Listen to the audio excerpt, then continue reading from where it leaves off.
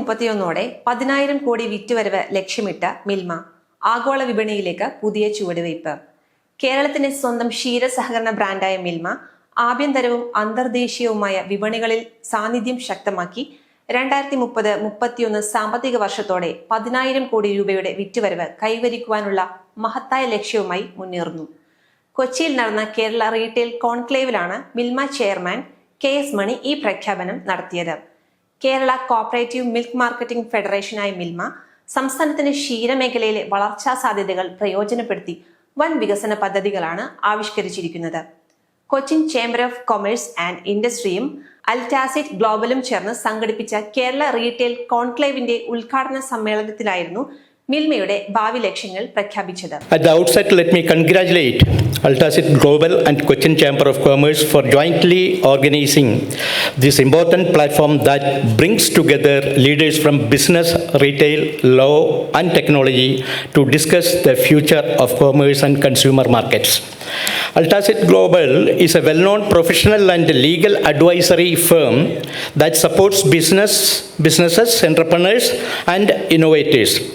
Through a program like this conclave, it provides a platform for sharing ideas, encouraging innovation and promoting business growth. Retail today is no longer confined to physical stores. Digital technology, e-commerce, quick commerce and changing consumer preferences are transforming the way products reach consumers. കേരളത്തിലെ retail വിപണിയുടെ വാർഷിക മൂല്യം 3.5 ലക്ഷം കോടി മുതൽ 4.5 ലക്ഷം കോടി രൂപ വരെയാണെന്ന് വിദഗ്ധർ അഭിപ്രായപ്പെട്ടു. കോൺക്ലേവിന്റെ ഭാഗമായി സംഘടിപ്പിച്ച ഇന്ത്യൻ ഉപഭോക്തൃ സമ്പദ് വ്യവസ്ഥയുടെ ഡിജിറ്റൽ പരിണാമം എന്ന വിഷയത്തിലുള്ള പാനൽ ചർച്ചയിൽ കേരളത്തിലെ റീറ്റെയിൽ മേഖലയുടെ ദ്രുതഗതിയിലുള്ള മാറ്റങ്ങളെക്കുറിച്ച് വിദഗ്ധർ വിലയിരുത്തി. കേരളത്തിലെ റീറ്റെയിൽ വിപണിയുടെ വാർഷിക മൂല്യം 3.5 ലക്ഷം കോടി രൂപ മുതൽ 4.5 ലക്ഷം കോടി രൂപ വരെയാണെന്ന് പാനലിസ്റ്റുകൾ ചൂണ്ടിക്കാട്ടി.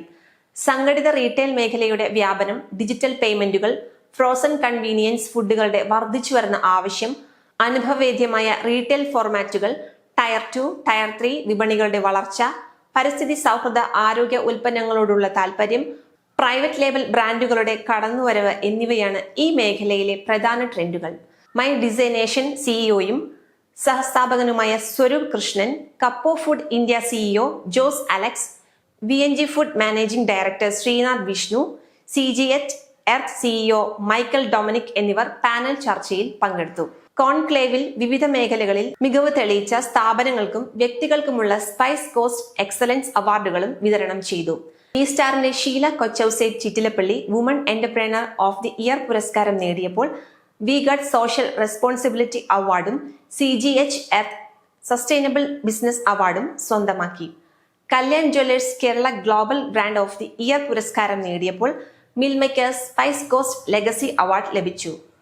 Digital transformation award, make your owner perfume, excellence in e-commerce and digital retail, my destination, excellence in food and beverage, Pavizham, hospitality brand of the year, misty mountain plantation resort, best retail chain of the year, Pittappillil agencies, excellence in export and trade, Synthite industries limited, retail brand of the year, Mislees ice cream, visionary brand of the year, craze biscuit തുടങ്ങി വിവിധ മേഖലകളിൽ മികവ് തെളിയിച്ച സ്ഥാപനങ്ങൾക്കും വ്യക്തികൾക്കുമുള്ള space cost excellence അവാർഡുകൾ Kerala retail കോൺക്ലേവിൽ വിതരണം ചെയ്തു.